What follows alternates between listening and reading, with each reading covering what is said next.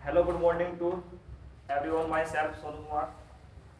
I belong to Ambeta district, Sahanpur.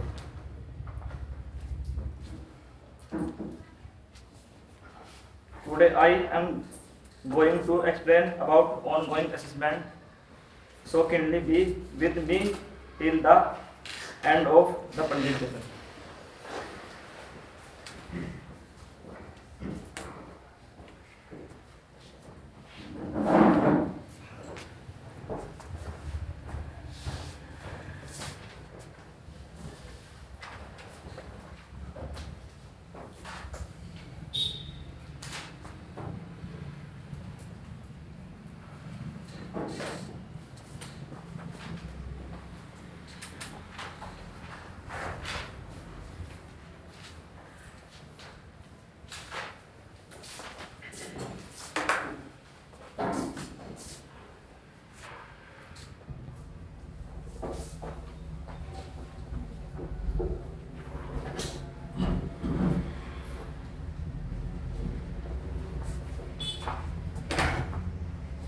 Introduction.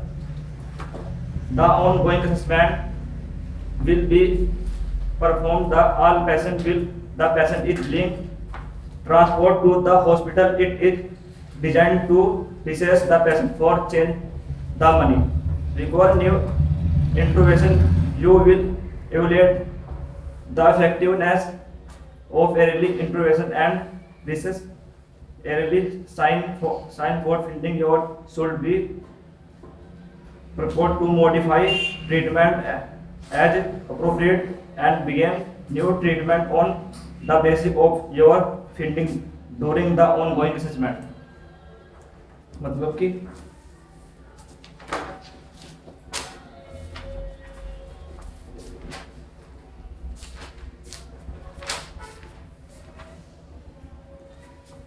जिसे जा रहा मूल्यांक सभी पेशेंट पर प्रेजेंट किया जाएगा जबकि पेशेंट बिलिंग है अस्पताल में ले जाया जाता है। इससे नए परिवर्तन की आवश्यकता के लिए आश्रम करने के लिए डिजाइन किया जाता है। जैसे कोई पेशेंट पड़ा है, कोई ट्रामा हो गया, एक्सीडेंट हो गया हो जैसे, तो जैसे कोई कॉलिंग आएगी हम पर स्टाफ पर, यदि फोन आ गया ट्रामा हुआ भाई, तो क्या नाम जो हम जाएंगे ना वहाँ पेशेंट को देखने के लिए जाएंगे तो उसे ऑनगोइंग असेसमेंट बोलेंगे। जो वहाँ पे हम सब कुछ करेंगे, देखेंगे, ट्रीटमेंट देंगे, वहाँ जो भी कुछ करना है उसे ऑनगोइंग असेसमेंट बोलेंगे। ठीक,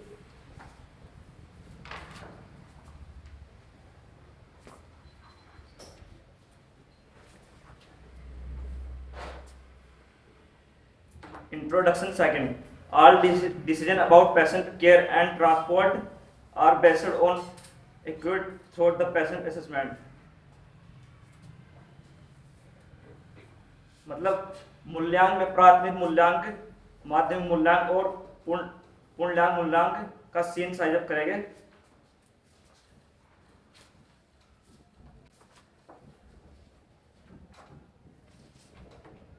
जैसे भाई देखो, जैसे निरीक्षण पर हमारे यहाँ सेंटर पे कोई कुछ भी बाहर से निरीक्षण करने के लिए आ रहे हैं, देखने के लिए आ रहे हैं क्या है या क्या नहीं है। जैसे आएंगे इंस्पेक्शन वाले आएंगे, देखेंगे क्या नहीं है, कुर्सी है या नहीं है, कुछ भी, यानी कुछ ऑनगोइंग वो ये होगा, ऑनगोइंग असेसमेंट है। वे वहाँ से आके चलकर आ रहे हैं, देख रहे हैं क्या कुछ हुआ है क्या नहीं। ठीक, ये ऑनगोइंग असेसमेंट है, इसे ऑनगोइंग असेसमेंट बोलते हैं। ठीक, तो ऑनगोइंग असेसमेंट तो EMT और EMT होता है। जैसे इमरजेंसी इक्विपमेंट होने चाहिए हमारे पास, टोटल इक्विपमेंट होने चाहिए जिससे हम मरीज को देखने के लिए जाए। जैसे CPR किट होगी, स्पाइनल कॉर्ड होगी, ventilator, wheel chair, cervical cord, first aid kit, emergency medicine होनी चाहिए, एड मशीन होनी चाहिए, ऑक्सीजन सिलेंडर होना चाहिए, वेंटिलेटर मास्क, वॉश रेट, monitor machine, stethoscope, thermometer, trauma scissor, PP machine, endotracheal tube, laryngoscope और एम्बू बैग, यानी ये सभी इक्विपमेंट हमारे पास होने चाहिए इस टाइम पर जब हम ऑनगोइंग असेसमेंट के लिए जाए, ट्रीट करने के लिए जाए। किसी पेशेंट को मानने के बाद कोई कॉल आया हम पे, ऐसे तो NM चलते गए ऐसे ही बिना कुछ ले, तो टोटल इक्विपमेंट हमारे पास होना चाहिए जो इमरजेंसी है, जो हमारे काम आएंगे। जिससे हमें काम करना है, जो भी देखना है, कैसे मेरे पेशेंट को देखना है, क्या करना है। ओके ठीक। तो ऑनगोइंग असेसमेंट, तो वहां पर पहुंचने पर जब scene size up is a dynamic process that continue through the call. जब कोई कॉल आ गई तो जब हम जाएंगे वहाँ, तो वहाँ का हम जगह देखेंगे भाई कैसी है, सीन साइज अप करेंगे वहाँ से जाकर। तो ये ऑनगोइंग नहीं आ रहा ना, सब जा रहे हैं हम वहाँ से, तो देखेंगे कैसी जगह है, कहाँ पर पड़ा है, पेशेंट क्या हो रहा है, कौन सी स्थिति में है, कहाँ पर है। ठीक, there the parameter and the patient care aspect, उसकी केयर करेंगे, जाकर देखेंगे जाकर वहाँ से क्या करना है। Step of the scene size up, evolution scene hazards and scene safety. जो खतरनाक जगह है, यानी कुछ भी जिससे खतरा हो सीन को, उसे हम हटाएंगे, उसकी सेफ्टी करेंगे। जो पेशेंट है पड़ा है, ट्रॉमा पेशेंट पड़ा है, उसकी सेफ्टी करेंगे। ठीक, determine the magnitude of the injury, nature the illness, जो भी कोई भी दिक्कत परेशानी हो, सब बीमारी जो भी हो रही है, ट्रामा हो, तो उसे देखेंगे हम। Stable the number of patient, तो कहने की बात यह है भाई, कोई पेशेंट पड़ा है, उसे सीन साइज अप करेंगे, उसको देखेंगे हम कौन सी सही जगह है या नहीं है। वो पता चल रहा कि वो कहीं रोड पे पड़ा है, रास्ते में बीच में पड़ा है, तो उसको हमें क्या करना है, ट्रैफिक जाम करना है, और वहाँ पर पुलिस वगैरह बुलानी है, जिससे कोई भीड़ इकट्ठी ना हो, वहाँ पे कोई दिक्कत परेशानी ना आए, इसलिए सीन साइज अप करना पड़ता है। ठीक,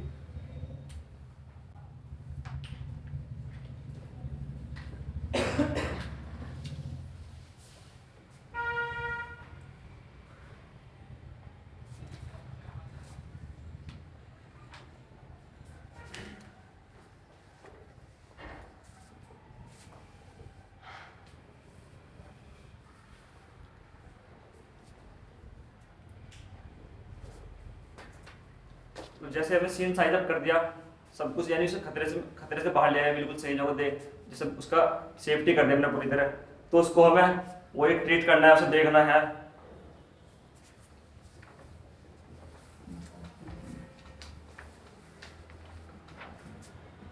primary assessment,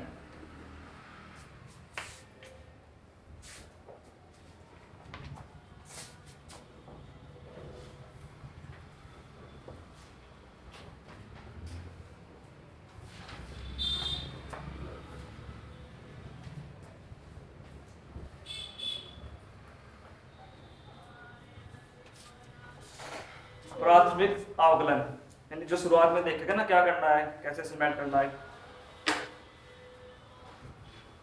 assess level of the conscious या अनकॉन्सेंस, मेंटल स्टेटस देखेगा उसका। ठीक, मेंटल स्टेटस में जीसीएस आता है, जैसे इसको देखना है छोटी, यानी कोई उसकी नर्व तो नहीं कुछ डैमेज हो गई, जैसे स्पाइन इंजरी में कोई फैक्ट या कोई इंजरी हो जाती है, तो देखते हैं इसको, पिच करके देखते हैं नाक पर, नोज पर, गले पर, कहीं भी। अगर कोई इंजरी हो रही हो, सर्वाइकल में इंजरी हो रही हो, तो उसको नाक को देखेगा, यानी उसे महसूस हो रहा है नहीं हो रहा है।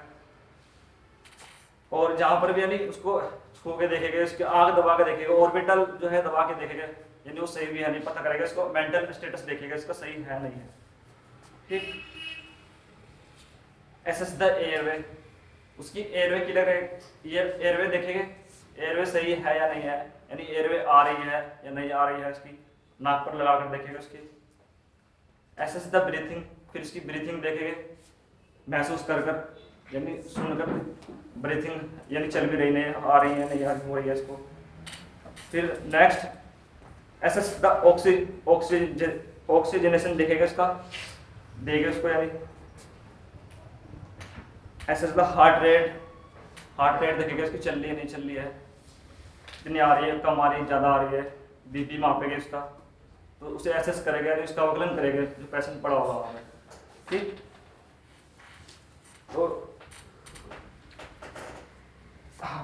तो अगर उसकी पल्स नहीं आ रही है तो तुरंत हम उसको पहले तो इंजरी देखेंगे, इसको स्पाइन इंजरी पड़ा हो रही है उसको, अगर उसकी पल्स एब्सेंट है ना, मारने के बाद इंजरी हो रही है इसको स्पाइन कोड में, तो इंजरी जरूरी नहीं है, क्योंकि स्पाइन अगर उसकी पल्स डाउन जा रही है, बिल्कुल मरने को है, तो हमें इसको सीपीआर देना पड़ेगा, जरूरी है सीपीआर, क्योंकि स्पाइन इंजरी तो कोई बड़ी बात नहीं है, जो पल्स ही डाउन जा रही हो, मरने को जा रहा है तो बचना पड़ेगा, सीपीआर देना जरूरी होगा उसको।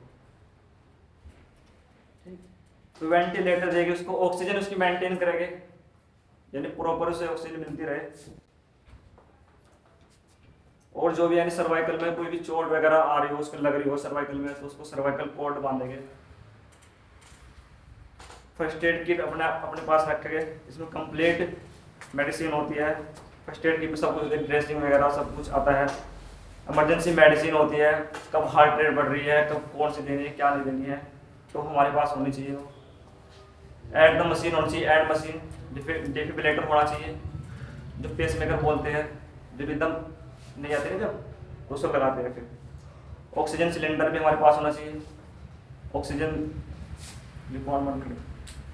वेंचुरी मास्क होना चाहिए, watch rate machine, watch rate होना चाहिए हमारे पास, जिस तरह उसकी पल्स रेट देखे कितनी आ रही है कितने नहीं आ रही है। मॉनिटर मशीन होनी चाहिए, स्टेथोस्कोप होना चाहिए, जिससे हम सुन सके, एस्केलेटेशन कर सके, महसूस कर सके इसकी जो कुछ भी रिस्पायरेशन होगी। थर्मामीटर, ट्रोमा सीजर होना चाहिए, जिससे कि हम उसके इमरजेंसी में कपड़े वगैरह फाड़ दें, यानी काट दें कुछ भी।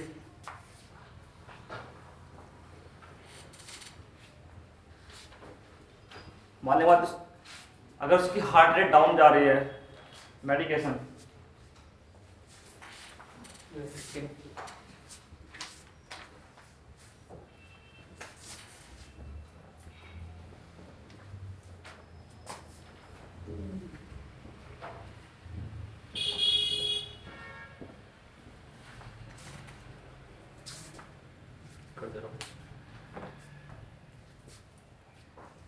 हार्ट रेट डाउन जा रही है इसकी भाई, मेडिकेशन ठीक, तो उसके हार्ट रेट है 40 पे जा रही है, 40 चली गई, ब्रेडिकार्डिया में जा लिया, तो उसकी मेडिकेशन जिससे फिर हम इंजेक्शन देंगे, एट्रोपिन इंजेक्शन देंगे उसको, नोट कर लो, एट्रोपिन इंजेक्शन। अगर उसकी हार्ट रेट ब्रेडिकार्डिया यानी ब्रेडिकार्डिया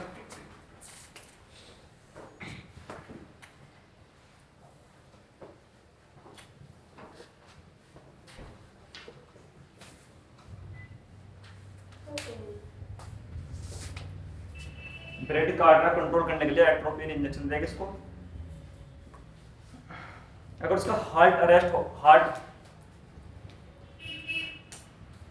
अगर उसको हार्ट अटैक हो रहा हो, किसी पेशेंट को हार्ट अरेस्ट हो चुका हो, यानी हार्ट रुक गया हो, तो उसको फिर हम नाइट्रोग्लाइसरीन मेडिसिन देंगे, तो जिससे जो भी कोई कोलेस्ट्रॉल वगैरह हो उसका चलता एकदम स्टार्ट हो जाए, शुरू हो जाए।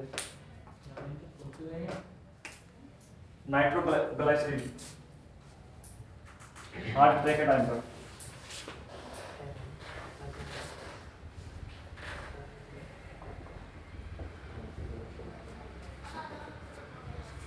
नाइट्रोग्लाइसरीन मेडिसिन देंगे, जिससे उसे आराम मिले, एकदम से तुरंत सही हो जाए वो। और भी है हार्ट अटैक के हैं,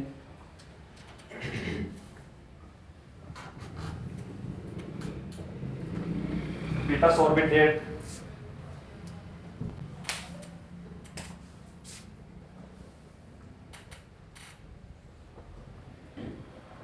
aspirin tablet,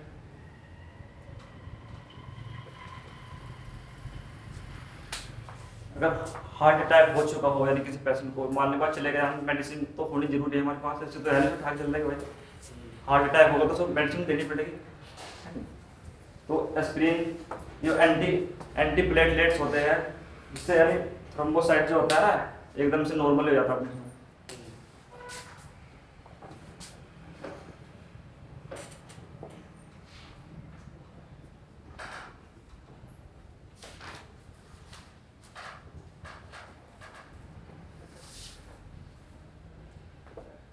anti platelet drugs होता है, जिससे प्लेटलेट्स नॉर्मल हो जाए, यानी खून का धक्का ना बढ़े, रक्त सही प्रवाह करे ब्लड में।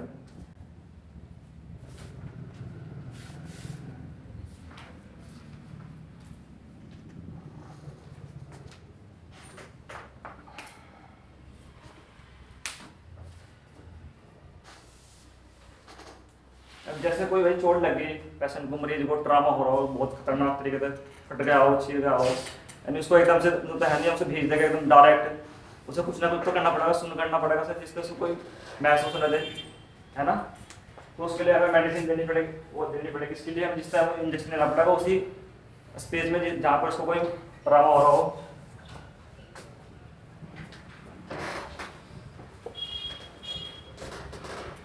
लिडोकैन इंजेक्शन आता है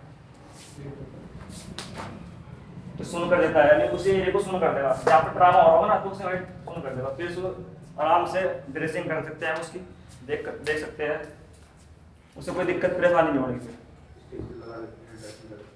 लिडोकैन 2%।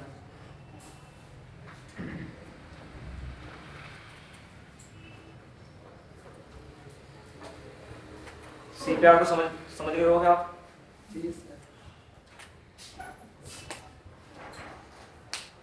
तो वेंटिलेटर का इस्तेमाल हम उस टाइम पर करते हैं जब पेशेंट की ऑक्सीजन वैल्यू बिल्कुल डाउन हो रही हो या खत्म होने को बिल्कुल ना आई हो, तो उसे वेंटिलेटर पर रखते हैं, जिससे वेंटिलेटर उसको मेंटेन रखे, प्रॉपर दे, यानी ना तो ज्यादा ही मिलेगी ना कम मिलेगी, प्रॉपर मिलती रहेगी वेंटिलेटर।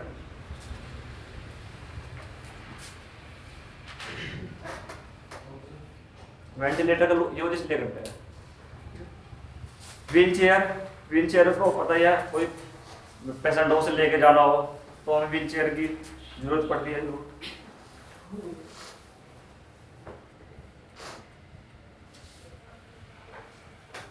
एड मशीन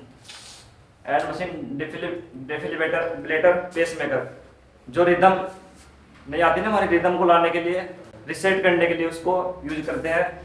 एक राइट लंग्स पे लगता है इस वाले पे, फिर एक लेफ्ट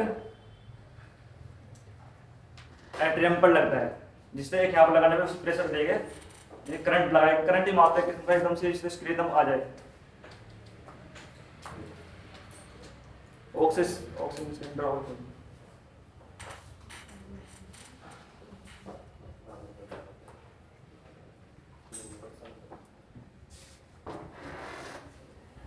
पीपी होनी चाहिए, प्रोवाइड द प्रोटेक्शन, जिसमें सब कुछ मास्क वगैरह आते हैं हमारे, टोटली मास्क ग्लव्स इसी के अंदर ही आते हैं।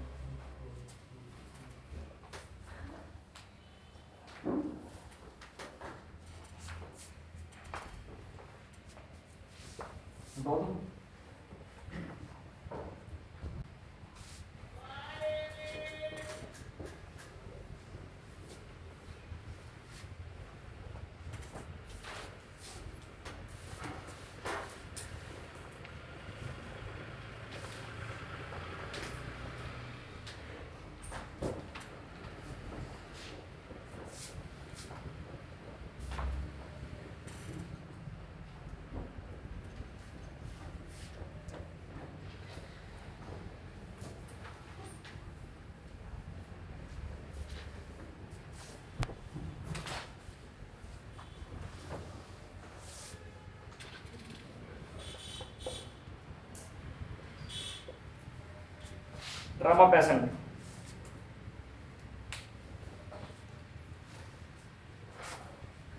पेशेंट, कोई ट्रामा पेशेंट पड़ा है, बुरी तरह जख्मी होगा, ठीक, सस्पेक्टेड स्पाइनल इंजरी, यानी महसूस करेगा कोई इंजरी ना हो उसको, फिर इसी के अंदर नो सस्पेक्ट स्पाइनल इंजरी, कोई इंजरी ना हो उसको, तो stable in the line the stable agent, तो असेसमेंट द मेंटल स्टेटस पर आएगा।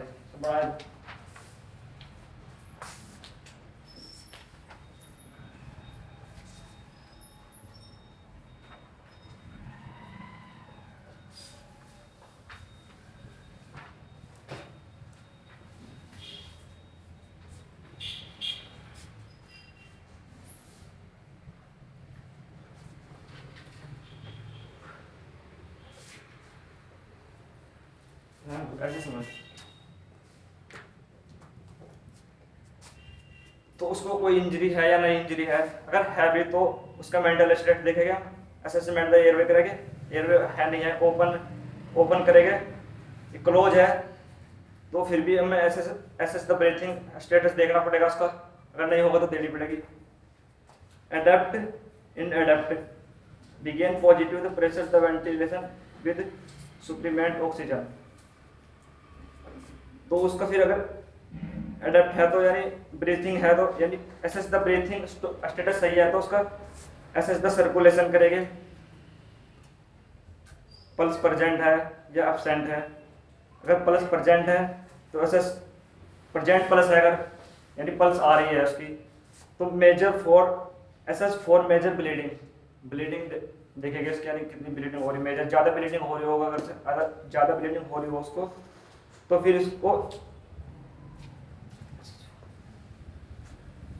उसमें प्रेजेंट ब्लीडिंग हो रही है, ज़्यादा दिख रही है यानी हमें दिख रही है भाई ब्लीडिंग हो रही है पेशेंट को, तो कंट्रोल ब्लीडिंग करेगा, इसकी ब्लीडिंग कंट्रोल करेगा, रोकेगा, जिस पर नॉर्मली हो जाएगा।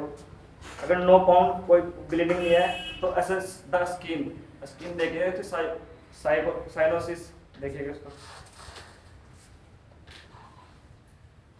अगर प्लस एब्सेंट हो रही है इसकी, बिगिन द सीपीआर देना है, अप्लाई ऐड करना है, फिर ट्रांसपोर्ट करना है हमको पेशेंट।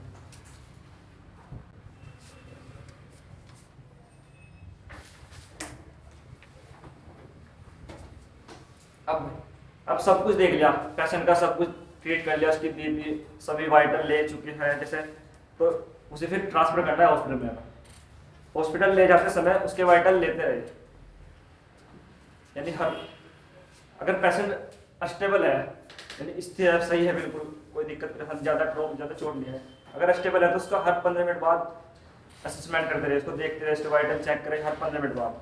अगर अनस्टेबल है, उसकी स्थिति ज़्यादा खराब हो रही है तो उसे हर 5 मिनट बाद देखते रहे, उसके वाइटल चेक करते रहे, पता चल रहा कभी 5 मिनट नहीं देखा फिर वो खत्म। तो हॉस्पिटल ले जाते समय उसके वाइटल लेते रहे, चेक करते रहे बार बार, 5 मिनट बाद, 15 मिनट, जैसा भी पेशेंट होगा उसी स्थिति में देखना उसको। हॉस्पिटल पहुंचने पर patient hand over and documented, अपने डॉक्यूमेंट भी होते हैं जो हमें कंप्लीट ही करने पड़ते हैं, चलते डाल करने पड़ते हैं ऑनलाइन, क्योंकि वहाँ टाइम नहीं मिलता है उसका और नाम पता लिख के, तो वही देखना पड़ेगा सब कुछ हमें, कितनी एज है इसकी, पैसे पता कर लेंगे कितनी एज है, कोई इसके अंदर उसकी जेब में कोई आधार कार्ड वगैरह कुछ पड़ा हो, पैन कार्ड वगैरह, उसी से हम उसकी डिटेल ले लेंगे, उसका नाम पता क्या जो भी जेंडर मेल फीमेल सब कुछ देख के पता चल जाएगा। ठीक, तो डॉक्यूमेंट हैंड ओवर कर देंगे वहाँ पर हॉस्पिटल में हॉस्पिटल पहुँचने पर patient hand over and document complete करके पहुँचा देंगे। तो एमडी के हस्ताक्षर, कोई भी एमडी सुपरवाइजर हॉस्पिटल से यानी आपको टाइम जब निकलेंगे ना तो वहाँ से आउट पास होते समय एमडी सुपरवाइजर के सिग्नेचर लेने होते हैं, यानी डेट और टाइम के हिसाब से ले लो सिग्नेचर डेट, जिससे कोई हम पे क्लेम ना आए, कोई दिक्कत परेशानी ना आए, कभी ऐसे ही गेरा चल दिया वहाँ कोई पता चल रहा कुछ पता ही नहीं है। How long should a rapid trauma assessment had to to, ये तो होएगा सर से लेके पांव तक सारा देखना है।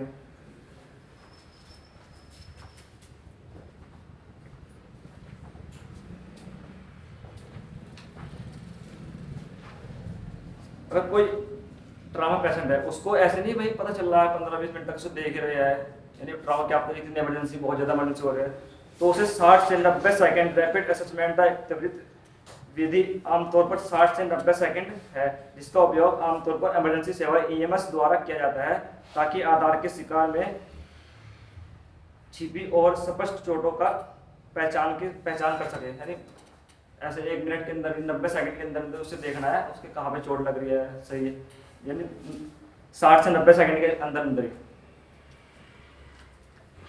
How to long should a head to toe assessment take, कोई नॉर्मल स्टेबल पेशेंट है उसको आराम से 30 मिनट से कम समय में देख सकते हैं